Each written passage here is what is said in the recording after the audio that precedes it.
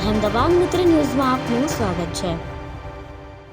વડોદરાના દરજીપુરા વિસ્તારમાં દરોડા પાડવા ગયેલી એસએમસી સ્ટ્રીટ મોનિટરિંગ સેલની ટીમ પર હુમલો થતાં પીઆઈએ 2 રાઉન્ડ ફાયરિંગ કરવાની ફરજ પડી હતી। વહેલી સવારે દારૂના ચાલતા કટિંગ પર એસએમસીની ટીમ રેડ કરવા ગઈ તો બુટલેગરોએ પથ્થરમારો શરૂ કરી દીધો।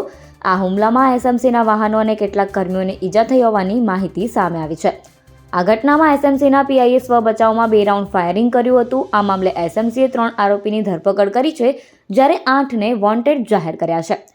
હાલ આ મામલે આગળની તપાસ હરણી પોલીસ હાથ ધરી રહી છે।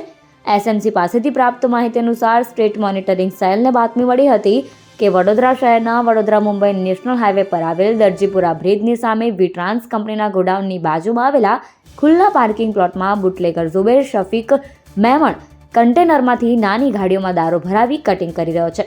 આ પ્રકારની બાતમી મળતા વહેલી સવારે 4 થી 5 વાગ્યા વચ્ચે એસએમસીની ટીમે સ્થળે દરોડો પાડ્યો।